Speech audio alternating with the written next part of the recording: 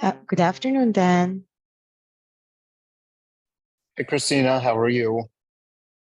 Doing well. Thank you. We all ready for this meeting today? I'm Yes. assuming. Yes. Yeah.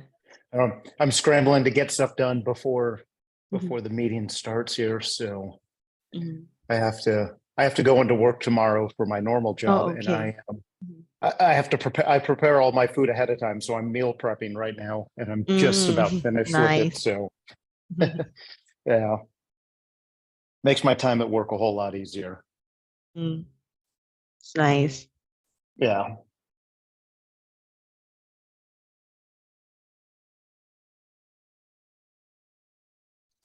So do we know ahead of time how many people are joining, or is it just kind of No, we'll find out no. when everybody We'll starts find popping out. in? Yes, that's right. Yeah. Yeah, last week we had a good turnout. I was Mhm. kind of surprised, it's because Stephen had mentioned that he wasn't too sure how many people would be there, and we had quite a few. That was good.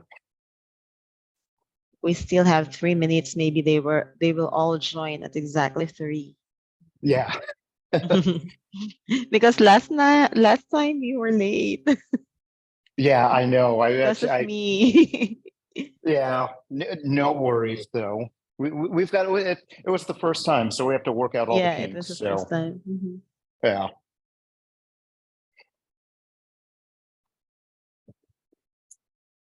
Thank you for running those analytics on that smaller Oh, property no, too. my pleasure. So Mhm. thank you. So I just want to make sure this is recording. Yeah.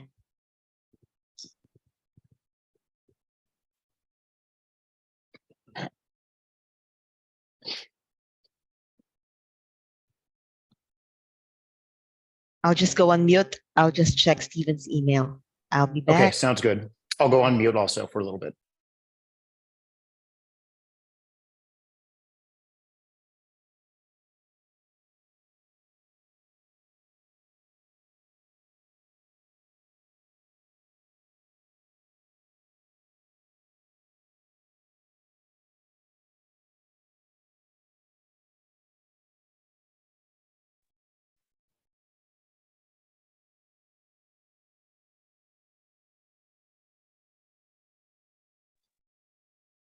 Hi, Nick. Hello, how you guys doing? Doing well. I'll assign you as co-host. Perfect. Co-host. Oh, no, there's no co-host. I'll Oh, just make you the host. okay. All That right. works. Hey Nick, how's it going? It's going well. Busy day. It's on both ends. Both ends. Uh-huh. Yeah, I The gym. Go ahead.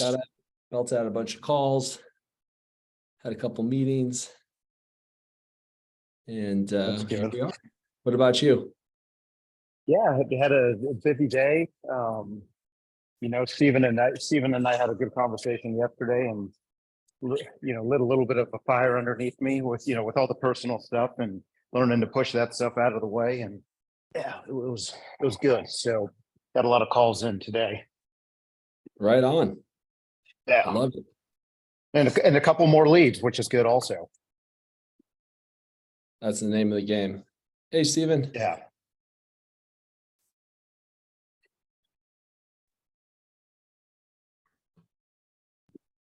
Todd, good to see you. Yeah. Hey, what's up, guys? How's it going, Todd? Going good, man.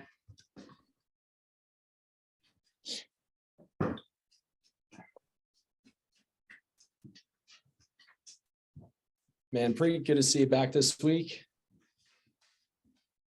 Good evening, gents and ladies. You must be on East Coast time. I am. It's 6 o'clock.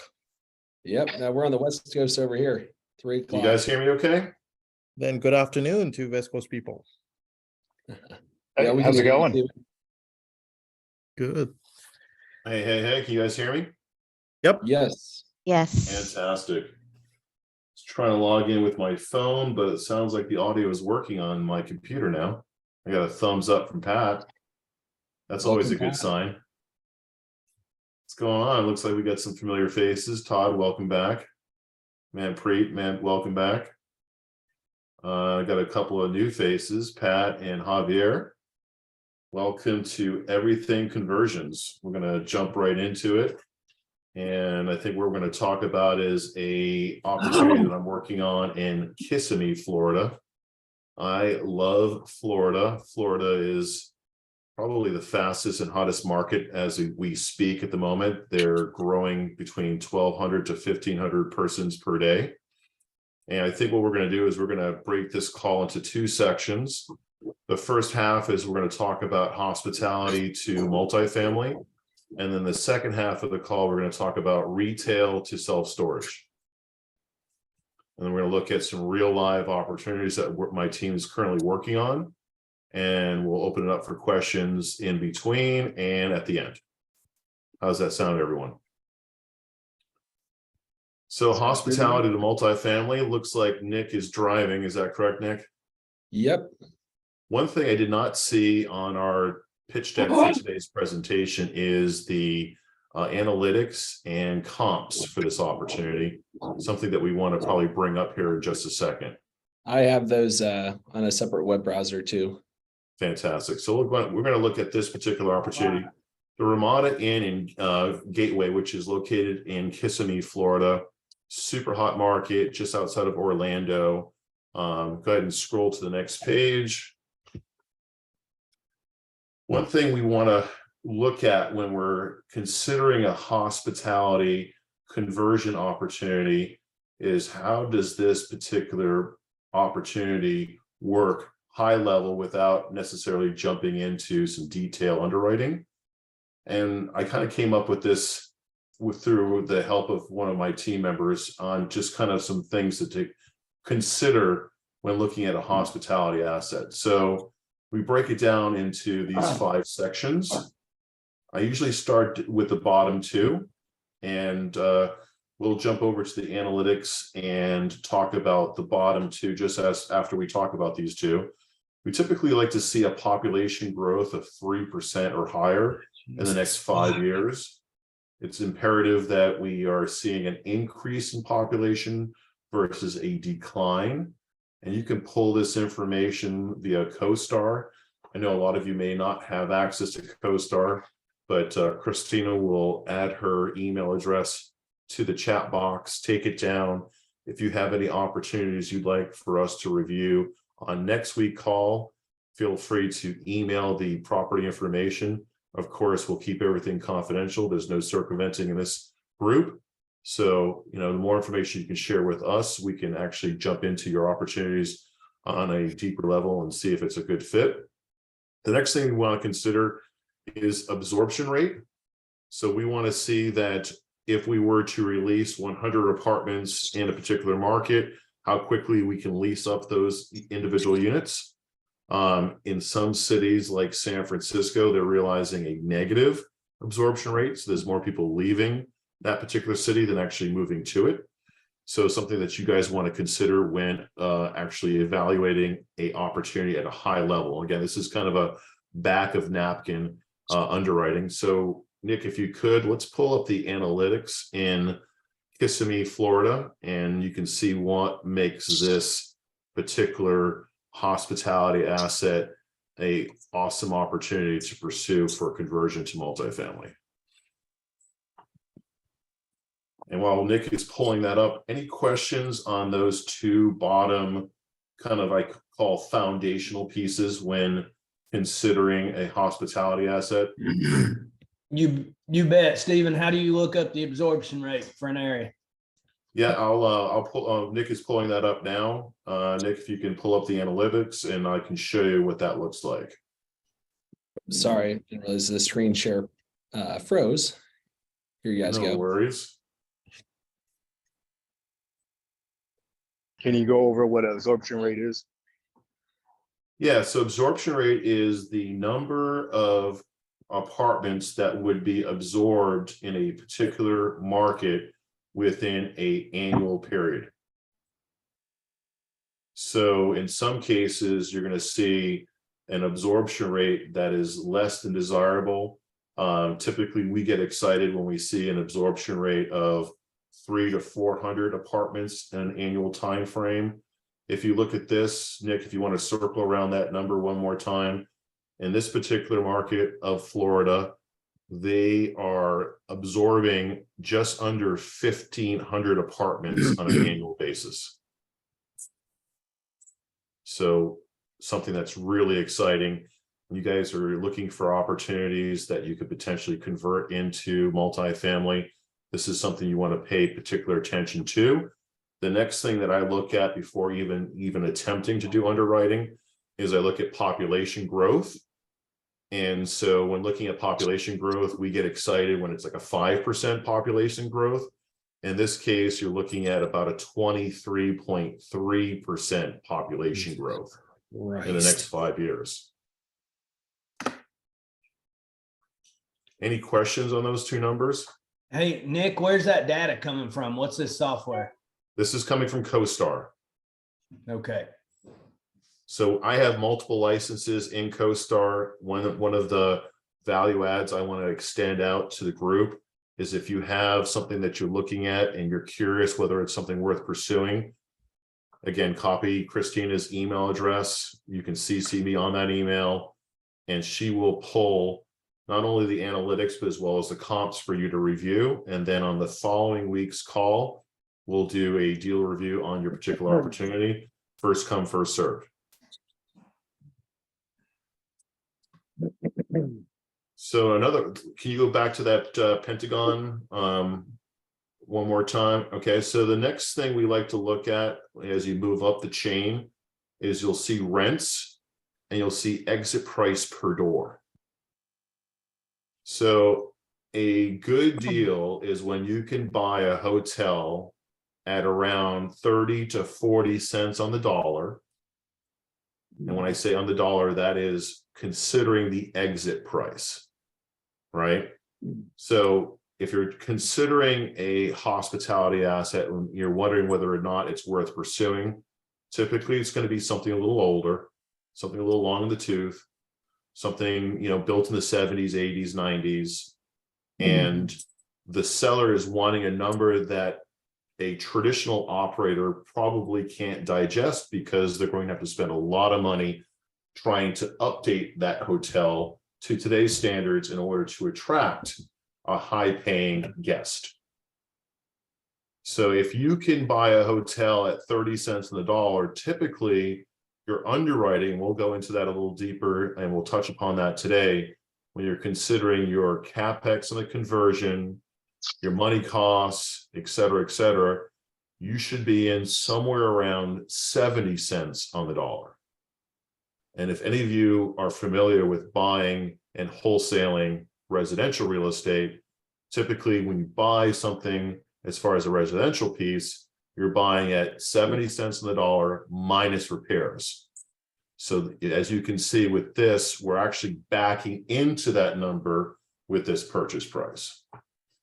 Any questions on that piece? And then as far as rents go, we want to see rents to be somewhere in the neighborhood of $750 a month or higher on the studios. Now, these are efficiency style studios. These are going to be somewhere around 300 square feet plus or minus. So in order for you to realize and actually absorb that CapEx and begin to cash flow, you need to have rents high enough in order to cash flow by year 2. So you acquire the hospitality asset, you've already checked with the city, you can convert it to multifamily. First year is going to be typically your construction period. That's going to last anywhere between 8 to 12 months, depending on your contractor and the level of work. And by the time you get into your second year, your lease up based upon the absorption rate should be somewhere in the neighborhood of 6 to 9 months. So by year 2, you should be cash flowing.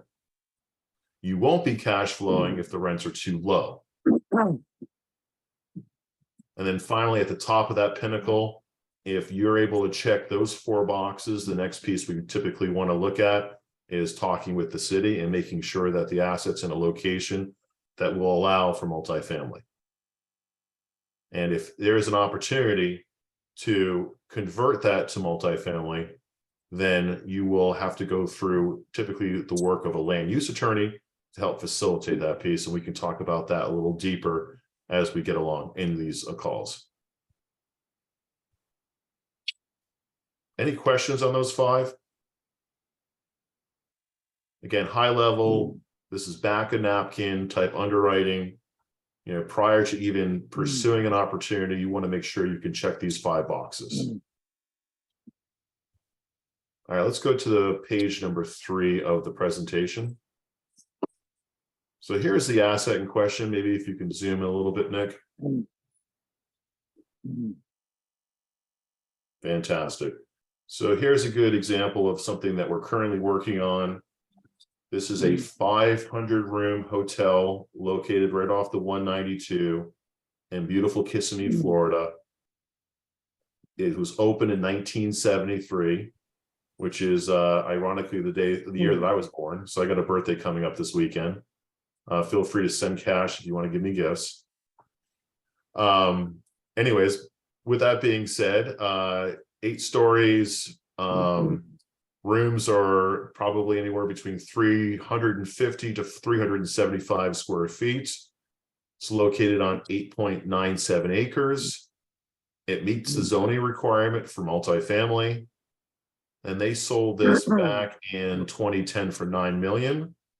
The owner is actually out of the country in Mexico, and we are close to wrapping this up on a PSA.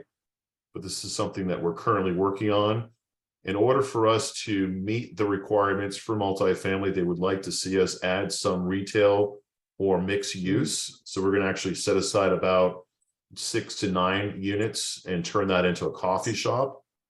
We also have to do some landscaping on the front end of the hotel, remove the parking, and kind of give it the look and feel that's consistent along the 192. So that's just some additional CapEx that we have to underwrite for, but this would be a prime opportunity for a hospitality to multifamily conversion. Going on to the next slide, kind of gives you an overview and a look of the property from east to west. On the far left side of this image is the main thoroughfare 192.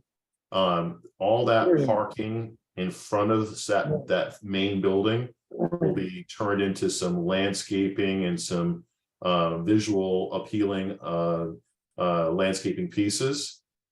And then everything to the west of that is going to be apartments. One thing that this particular opportunity lends itself very nicely is that we can either do a condo conversion or we could do multifamily.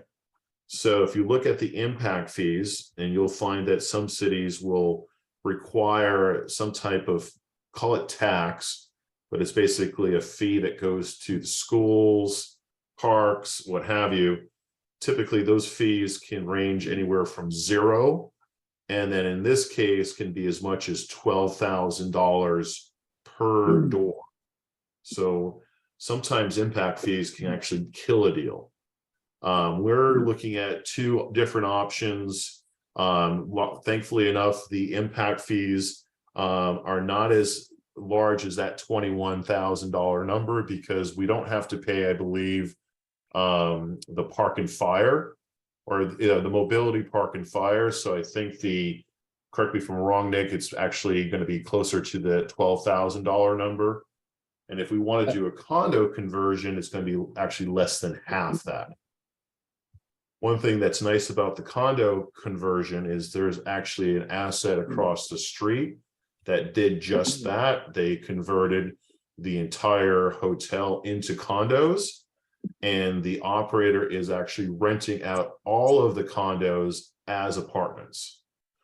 Now, with that being said, that offers a lot of flexibility in the future. So if you want to actually sell off a bank of condos, run some of those condos as STRs or short-term rentals, kind of opens up some additional flexibility there. Any questions on those pieces, impact fees, condo conversion versus multifamily conversion? Sweet. moving on to the next page of our presentation for today. Oh, here's the analytics. I guess it was part of the presentation. Must have overlooked that. So we kind of talked about this a little bit earlier.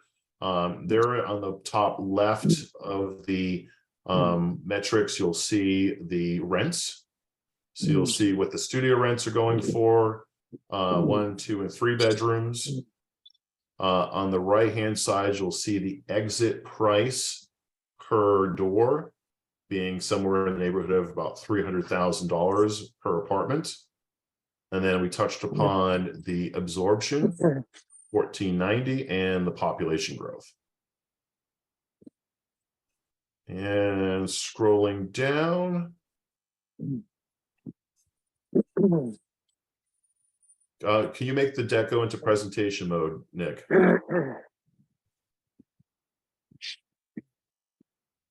There you go. And then here is the high level underwriting on this particular opportunity. So you're looking at a levered net profit of $39 million after the conversion is complete, with an IRR of 31.5%, with a 3x multiplier on equity and 100% refi capital return inside of 24 months. And exit summary being somewhere north of $125 million at a 4.5 cap.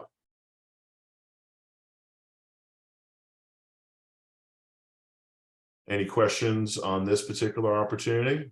Scrolling down. I think that's the last page. Oh, LOI. So something you guys probably have either learned in the past or want to maybe touch upon a little bit on today's call.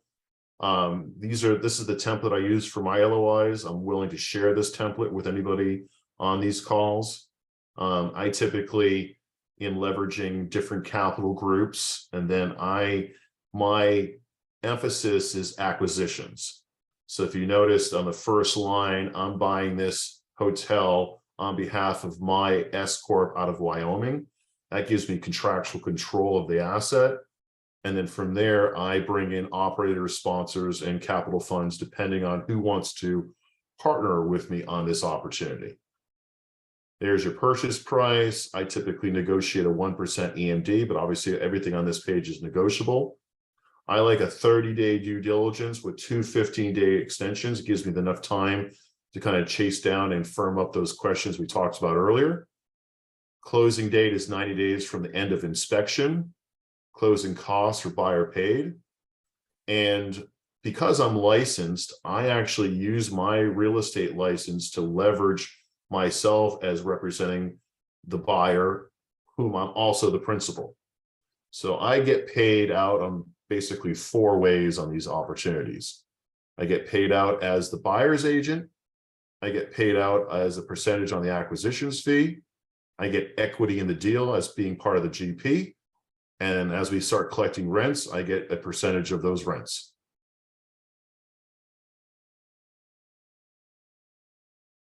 Now, talking about contingencies of closing, these are 3 very fundamental contingencies I want to see on every LOI when doing a hospitality to multifamily conversion.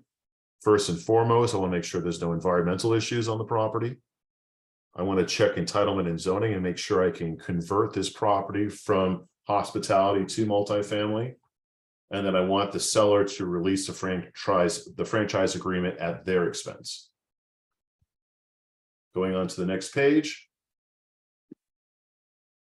Oh, there is a second page to the LOI, but it may not be captured on this presentation, but in the future presentations we will. Typically, the second page is we give the seller about a 5 to 7 day timeline for them to respond to the LOI. And of course, it has all my contact information, as well as some information pertaining to the groups I work with to ensure that I have the credibility to support this LOI. Any questions on this opportunity that we're currently working on? I had a question. Can you hear me? I can hear you, Michael. So what are the franchise agreements? What would Those that mean? franchise agreements are typically the costs that the hotelier is utilizing the Ramada name in this case to leverage their website, leverage their booking systems, et cetera, versus them having to be independent and provide their own booking systems for reservations. And so the company, Ramada, typically realizes some type of monthly fee to provide that service to the hotel operator. Every franchise has a different contract and a different exit clause pertaining to if the hotelier is looking to sell. And if they're getting out of the contract early, there are going to be some fees in order for them to do so. And I want the seller to pay those fees. I'm not looking to operate the hotel as a hotel asset. I'm looking to convert. Stephen, I've pulled up here the most recent LOI showing the contingencies as well as the time allotted for them to consider the offer. And if you want to walk through the tiered structure we did with the most recent offer, we can toggle back to page 1. Yeah, we can. We've been negotiating on this particular asset for some time. Here is a way to maybe present to a seller to maybe get them interested in an offer where their price is wanting to be, north of 30 million, but we would like to see something south of 30 million. So, sometimes I try to get creative with my LOIs. In this case, offer A is a $30 million purchase price. And this is seller financing. They own this asset free and clear. So 6% interest rate, 2 years interest only with an early repayment option. There should be no early prepayment options, but with that being said, and then the next one is a $20 million seller financing, and the last being a $10 million seller financing. All three scenarios, we offer a $50,000 soft earnest money deposit, a 90-day due diligence, and closing contingent on successful permit and zoning. That's paramount when you're looking at these hospitality assets. You don't want to get stuck buying an old hotel and then figuring out, what do I do from here, if you don't get the necessary approvals. So always build in those contingencies in your LOI so the owner understands what your end goal is for this particular asset. We haven't had a chance to kind of go into the underwriting. I think we'll save that for next week. I am willing to share my underwriting template, and I think next week what we'll do is we'll go into this deal a little deeper, and I'll show how I fill out my underwriting Excel spreadsheet. And it's great for conversions, but I want to open up the call for some questions, and then we'll kick it off where we'll look at our next asset piece, which is something I'm really excited about: retail to self-storage. We have a lot of retail spaces, Sears, Kmart's, et cetera, going out of business. They have a large footprint. They have the box, the structure, the location, and we're looking to go in there and actually cut that box up and turn it into lots of self-storage spaces. So any questions on what we talked about on this particular asset? Anything did you guys want to talk about really quick? Yeah, Stephen, this is Manpreet. So I had a question around the underwriting model, but I think you already answered that without me asking that question. So I'll look forward to the underwriting, the sheet and the model that you have, on buying the asset based on the current state and per key basis, and what the pro forma looks like as you kind of projected that into that Pentagon model during the initial minutes of this call. Yeah, I think we'll touch upon that next week. We'll probably end up spending a good 20-30 minutes just kind of touching upon the underwriting. These calls are being recorded and are able to be pulled down. So if you guys have any questions as we move further into these calls over the course of this year, you'll be able to kind of, dial back to that particular underwriting session. But I think next week we'll just make it an underwriting session for the first 30 minutes. Thank you. Fantastic. Any other questions? I had a quick question about the impact fees. So I'm in Indiana. Is it pretty common? Like, are there impact fees when you're doing a conversion? Is that every state there's typically going to be an impact fee, or is that just kind of more particular to the Florida, the Kissimmee deal that you're looking at, or how would I go about finding out, I guess, or addressing if that's something that I'm going to face on a conversion in Indiana? Yeah, as you go through your back of the napkin underwriting and you determine it's something you're worth pursuing because it has the absorption rate, it has the population growth, it has the rents, and it has a very favorable exit price per unit. The last piece is you're going to talk to the city. And the first question you're going to ask is, can I rezone or do a change of use for this particular asset from hospitality to multifamily? And if they say yes, the next question is, what and how long does that timeline look like? And of course, the question you're going to follow up with that is, what are the impact fees? Because you're going from hospitality to multifamily, in the hospitality world, these individuals are only staying for a day, 2 days, a weekend. So there's no impact to the schools, the parks, to fire, to mobility. Whereas on the multifamily side of the house, these are individuals looking to lease up for a year time frame. Potentially they have a child or a family. So they're going to be looking at enrollments at schools. They're going to be utilizing services such as fire, police, and the local parks. So in that case, there will be some type of impact to the community. And this is how the city is able to not only generate some additional revenues, but realize the addition of some housing.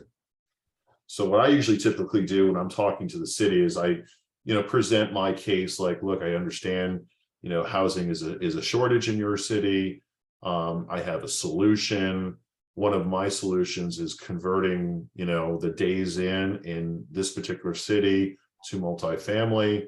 What's your thoughts on that? Can we meet on that? Can we have a question? Is there any questions, concerns about that? They'll typically do this. You'll talk to a city planner, and that planner will look at the zoning and confirm whether or not it's within their abilities to do so. And then, of course, they'll tell you if there's going to be any impact fees. When you get those impact fees, you're going to put those fees into your underwriting model, and we'll talk about that in depth next week. Does that answer your question? Yes. Yeah. Thank you. Fantastic. I've got a deal that came across my plate here recently, and it's in a suburb of Indianapolis, but I've never done a conversion before. I'm only 2 years into multifamily, so I'm learning all this. Certainly have never done, dealt with rezoning. So, but it'd be certainly, from what you described, it sounds like maybe it might have, be worth underwriting some more. But yeah, I appreciate your advice on questions to even present to them, to ask them about, could it be converted and what that might look like. Yeah, I created this group to help individuals like yourself kind of realize that goal of converting to multifamily. I think once you find and look at these opportunities, you're going to see why I get so excited about the conversion piece.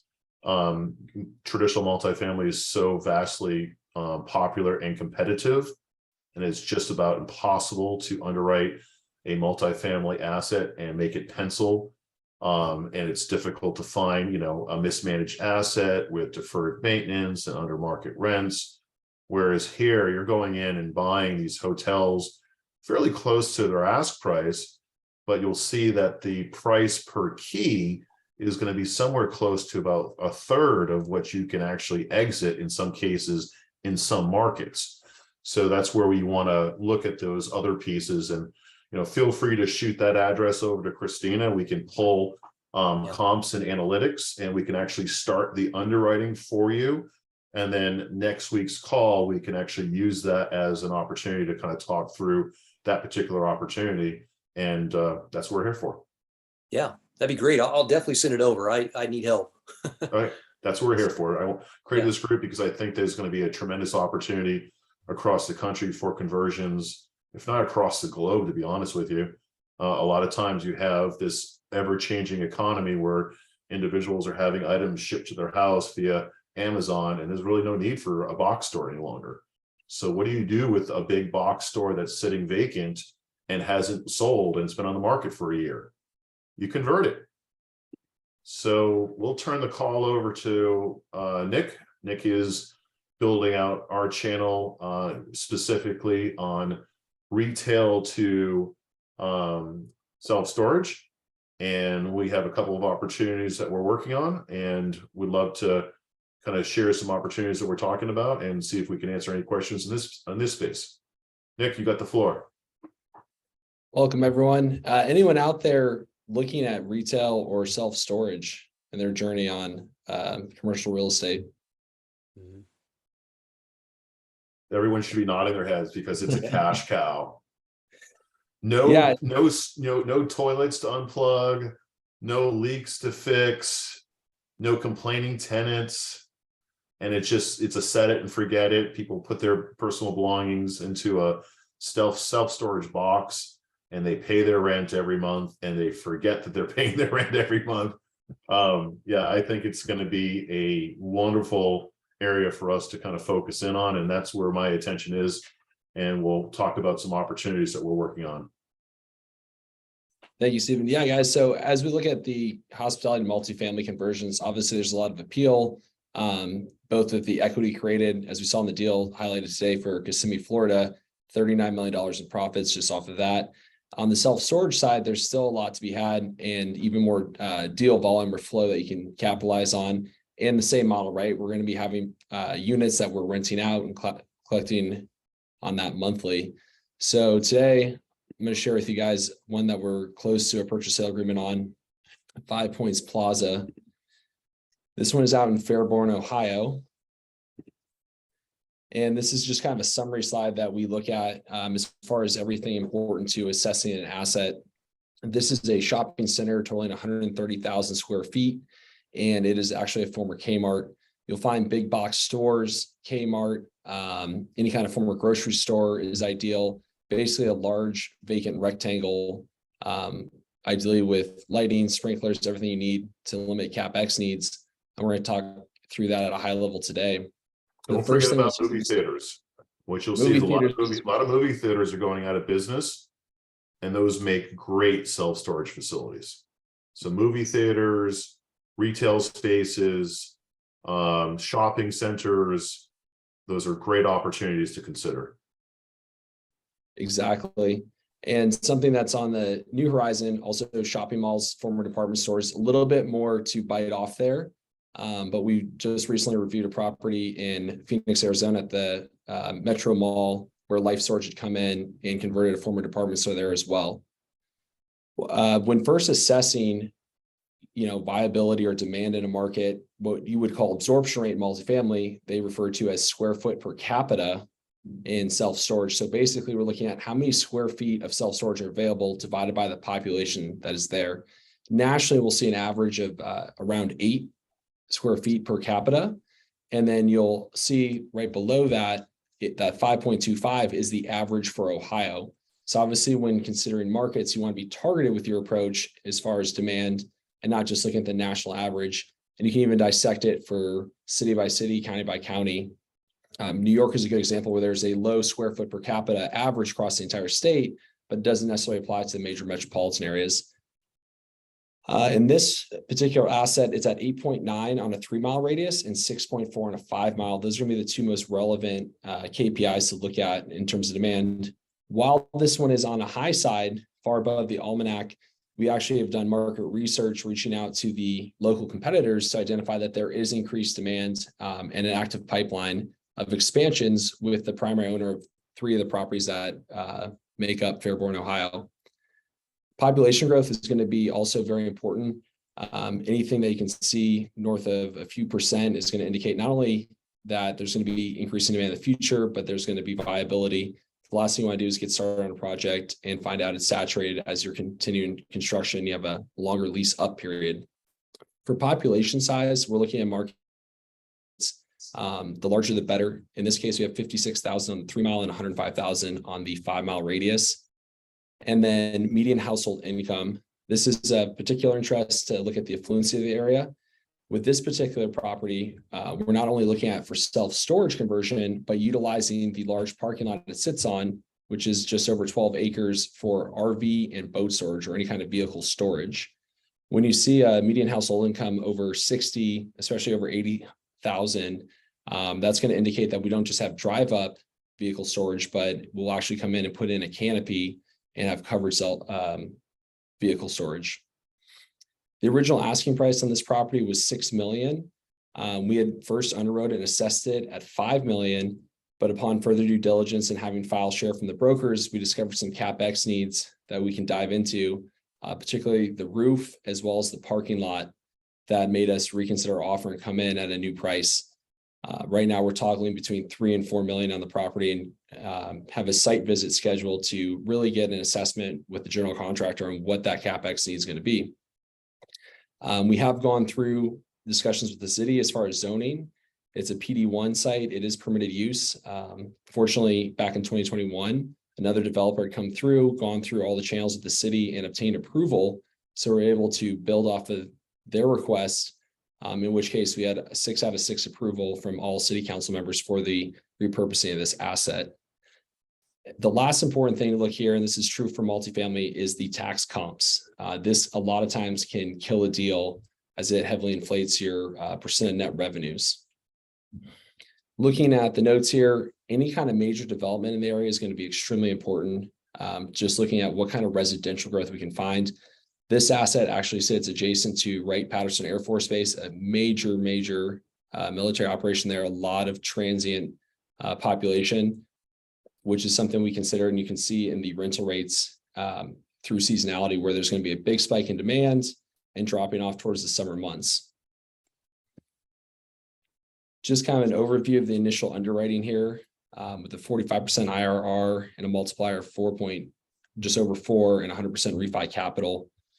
You can see that both the levered and unlevered costs here. I'll kind of pause before I continue on here and just open up for any questions or comments on this. So I know this is kind of a new asset class for most of us.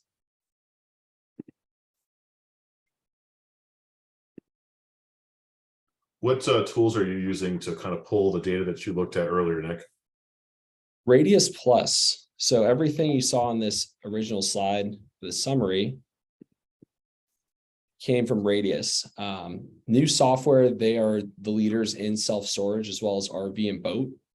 And they will have assessments from the square foot per capita, population growth, everything seen here. I can actually show you the demographics that we pull directly from the website. There's no other space out there, Crexy, Yardi, that will give you this level of detail. But those are synergistic applications to the process of scouting and underwriting these deals. I have access to Radius Plus, and again, I'm willing to share that access for those who want me to evaluate opportunities and see if they're worth pursuing. Well said. So you can see here, built in 1975, important consideration when considering CapEx for anything as far as asbestos or lead-based paint. Gross leasable area, 135,000 with an 84,000 main acre and 16 acres for the property in its entirety. Here's just a good visual of the layout. This is an ideal thing, or an ideal property, guys. You can see large rectangular building with everything attached, as well as a huge parking lot with a few pad sites out here. So initially, when we look at this at a high level, can we make this pencil with just the interior self-storage where we'll have climate control? And then we have a couple options as far as expanding out into the parking lot for drive up and non-climate controlled units, or leveraging additional space here for pad sites that you can see with Chase, Donitos, and CVS to create additional income and revenue streams. We have the opportunity to take all 135,000 square feet of this building, convert it into self-storage, or examine just using that main anchor, the former Kmart, and subletting these buildings out for additional cash flow. If you guys like, we can dive into the underwriting on this property as well. Let's do it.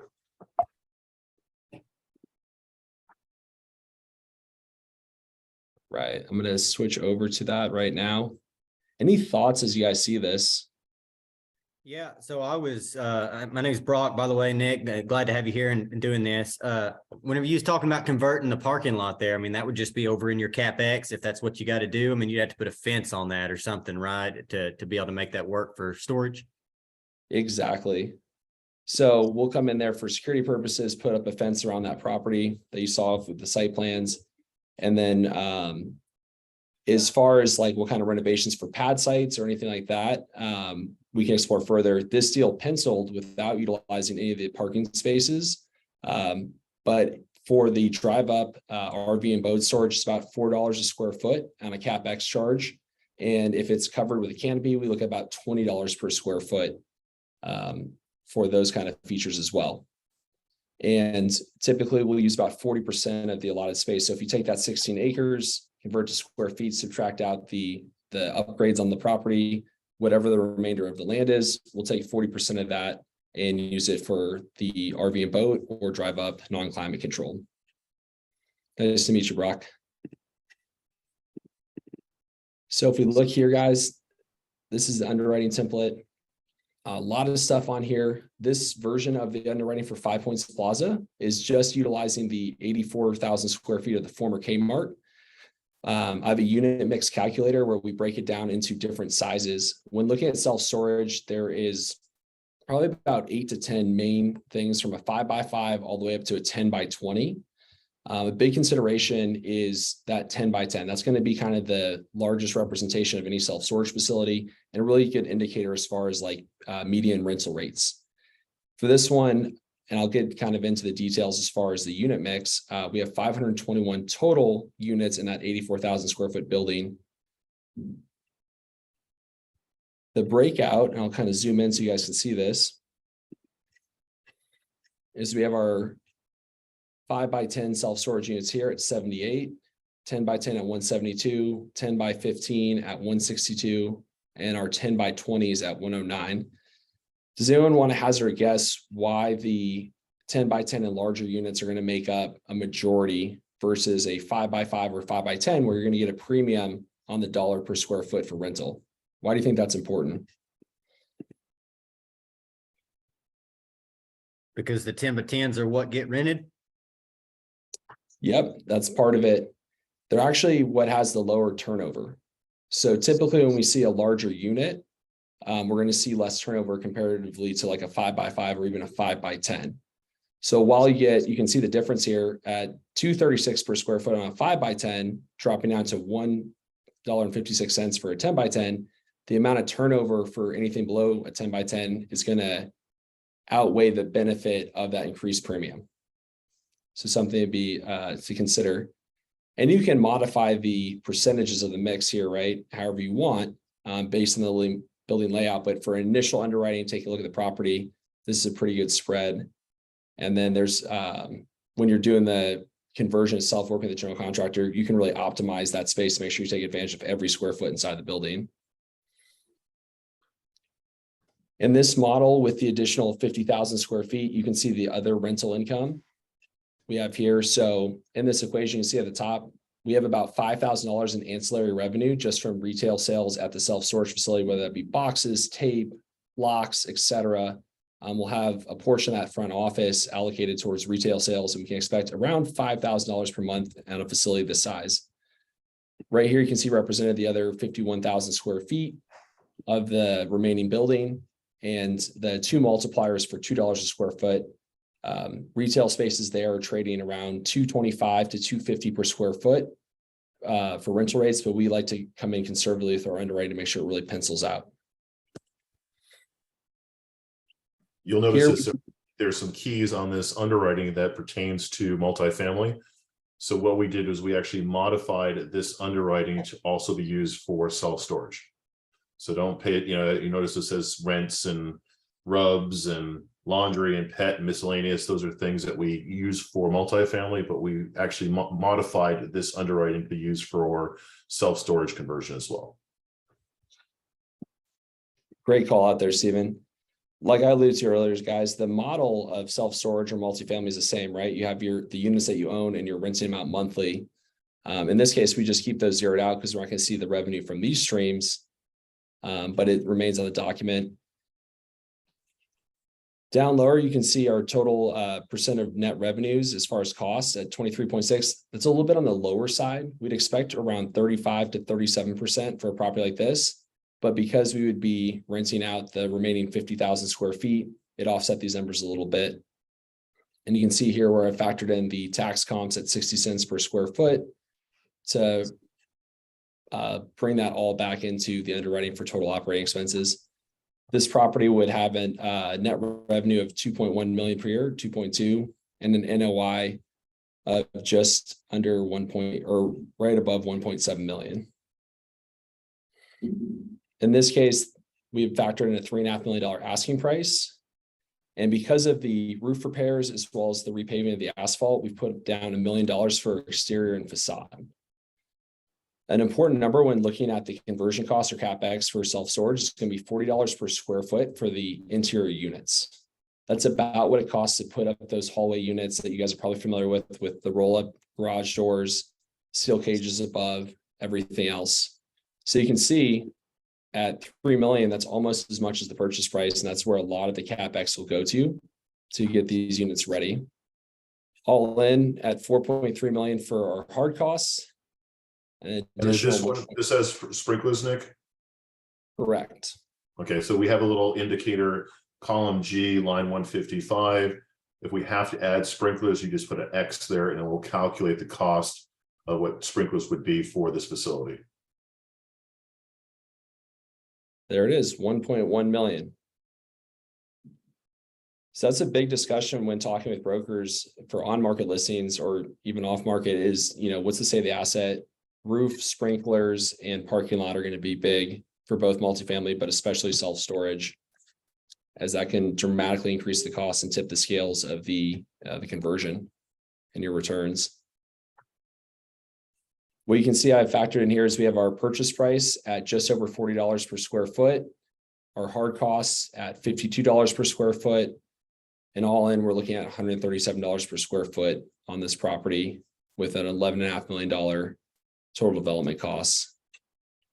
At the top of this document, we can see the exit strategy up here for $25 million. So generating quite a bit of equity in the deal and profitability from it.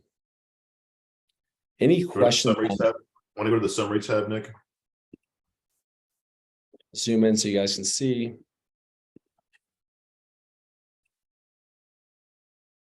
It's kind of our big three here, guys. IRR at 58%, multiplier at 6.36, and refi capital over 100%.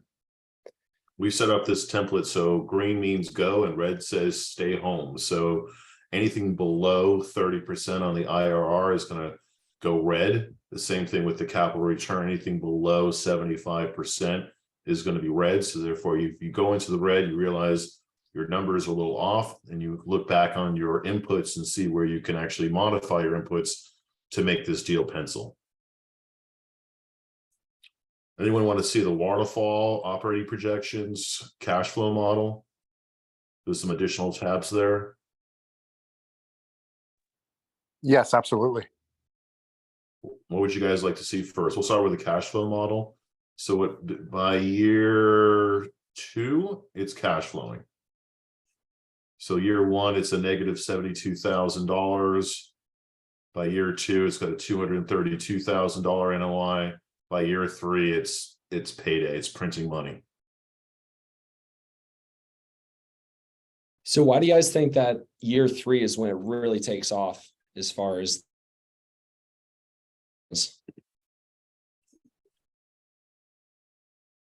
Typically in a multifamily structure, we'll look at maybe an 11-month or 12-month lease up period. We'll have pre-leasing at 20 or 30%, which I can show you on the inputs tab. For self-storage, there's no pre-lease. We're not selling units before it opens, and we're going to expect probably between 24 to 32 months in a lease up period to stabilize this asset. So kind of one of the fundamental differences for self-storage and multifamily. Here's a look at the operating projections. See, even if you want to kind of cover this portion. Pretty self-explanatory. You see the operating expenses, and then you see the net operating income. And then from there, you see your adjusted NOI. Very self-explanatory. And here's the waterfall.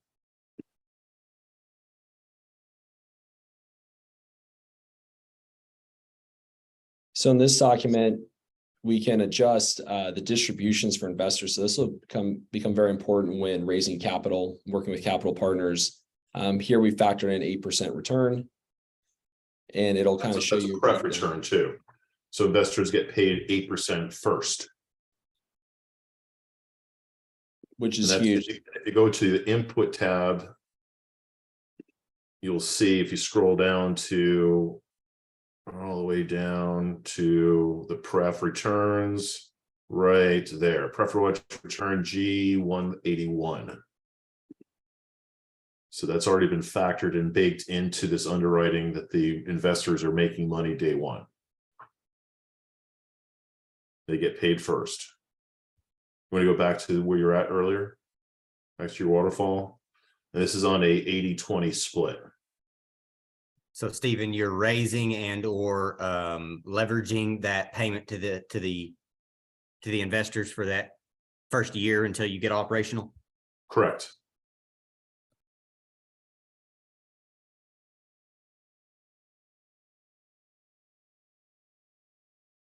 So Any questions on retail to self-storage? Guys, if you guys haven't looked at retail to self-storage conversions, I beg for you guys to do so, sooner than later. The opportunities are numerous. And if you find something out there that pencils, you'll attract a lot of investors. We have lots of groups, operators that we're working with that are looking for opportunities. So, let me know how we can help you guys be successful. How competitive is it, Stephen, to buy these retail facilities? I mean, it's not immensely competitive, would you say, Nick? I mean, we're, a lot of the things that keep traditional investors and acquisition managers on the sidelines when coming to conversions is the rezoning. So most acquisition managers, most operators are looking for like, and that's all they're familiar with. So this kind of keeps the bar and kind of eliminates a lot of competition by adding that one additional level of complexity, which is the change of use and rezoning. yeah, I'd almost say that there's a easier or lower barrier of access with these type of conversions than even the hospitality multifamily, which is very advantageous. Retail is dying currently, right? Like it's being reimagined to more of an entertainment style. So a lot of these properties that we're looking at, we're seeing them on the market for 3, 6, sometimes as high as 900 days. And there simply isn't another retailer that can come in and utilize the space. So you're going to find highly motivated sellers because they just simply are bleeding money every single month that they own this property. So it helps on the purchase price because you're getting it for a bargain and being able to leverage out for the CapEx and still have those preferred returns. As you can see, we're seeing returns in the 30 or even 40% compared to the hospitality of multifamily, where we're gunning for that 30% and that we're considering that a huge victory. There's also a lot more retail opportunities that are on the market right now. And we anticipate this just to continue to grow over the next 5 years. Even with the debt market restricting, there's a lot of sellers that are just looking to move this product. I think something we forgot to mention earlier too is a lot of furniture stores have been coming on the market. It's another product that we're looking at and we found a lot of success with as well. Any other questions, guys? Close out today's call. Are you guys raising for that first year that's negative? One more time, Javier. When you guys are raising capital, are you guys raising enough to take care of that first year that's negative? 100%. It's all baked into the underwriting. So whenever we first started into this, my first million in multifamily, right? It's all about apartments, and learning the financing behind that was always a learning curve. And then I switched over and transitioned to mobile home parks. That was a totally different game whenever you go into the financing. So Stephen, Nick, want you guys talk to us about the financing on something like this, on a development deal and or transition from retail over into self-storage? I mean, do you get pushback on multi-million-dollar deals like this? Not necessarily. In fact, what we typically do is we look at bridge to perm. So Nick, you want to pull up that underwriting and show the bridge financing? Go to the inputs tab and then scroll up to the bridge loan. So, and I'll share this with everyone, but you'll see there in the middle of the page, columns I through M, line 21 through 41. That's going to be your bridge loan. right? So 75% loan to cost with a 9% interest rate. We baked in the transaction cost, origination fee, exit fee, et cetera, et cetera. And then on the right-hand side is your perm. So again, 75% loan to cost, your cap rate, your interest rate, amortization in years, all kind of baked into this underwriting. So it's bridge to perm. First 2 years is going to be your bridge financing. And then once it's stabilized and it's a functional self-storage asset, or in this case, a multifamily asset, then you refinance to perm. And then in some cases, we can go to a HUD loan where the interest rates are even lower. So HUD is realizing somewhere in the neighborhood of like 3.5% to 4% of an interest rate. It takes between 6 to 9 months to go through the process of qualifying for a HUD loan.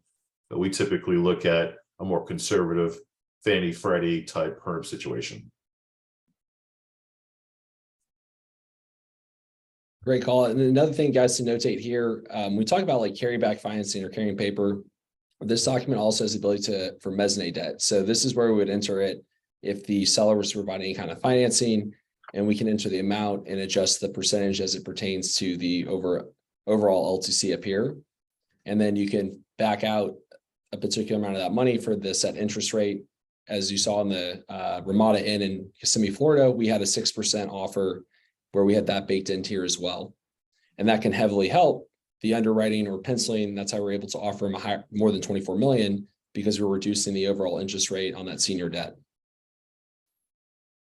And in some cases, when a seller is looking to liquidate, they're going to probably have to do some type of 1031 exchange. So when I'm talking to a seller, I'm like, well, what are you going to do when you sell? You know, you're going to have $4 million in equity. You have to place that somewhere. Otherwise, you're going to be paying 27% capital gains tax on that $4 million.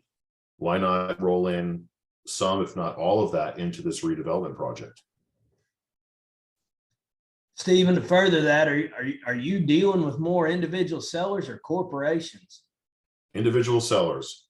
On the hospitality side, I'm finding a lot of the hospitality owner operators are literally living on site with their entire family, and they're just burnt out. Oh, I was saying on these conversions here, we're talking about like you're buying from Kmart's and Sears and furniture stores. Maybe furniture stores are individual owned, but aren't the other retail facilities like that mall? Isn't that going to be a corporation? It is a corporation. In fact, they're actually moving out of that particular part of Ohio, and they want to just liquidate at a fair, purchase price. But it's kind of a mix between, I would say the majority, probably about 50-50 on the retail to self-storage is going to be 50% corporation, 50% individually owned, where it's going to be more, say 75-80% individual owned operator as far as the hospitality assets, especially the older hotels. Thank you. Yep. Well, we're coming to the top of the hour. Appreciate everyone joining us. I could talk about this literally for days. Want to be conscientious of everyone else's time and responsibilities outside of 6 p.m. Eastern. So look forward to working with each and every one of you on opportunities, answer any questions that you may have. And if you have some deals you would like us to look at, shoot them over to Christina. Hi, Christina. She's my fearless assistant. She's been with me for 2 years now. She's my right hand. Nick, you're my left. I'm sorry, but Christina came first. No, she's the backbone of us. She's the backbone. Moving. Dan, you're like the left foot. We're building Dan up. He's kicking butt. But we're all here to support you guys, answer questions on the conversion process, and hope you guys realize some success in this space. And I look forward to catching up with you guys next week, 3 p.m. Pacific, 6 p.m. Eastern. You guys have a great day, and thanks for joining. Appreciate it. Thank you. Thanks, everyone. Have a good one, everyone. Thanks, Steve. Thanks, Dick. Bye now.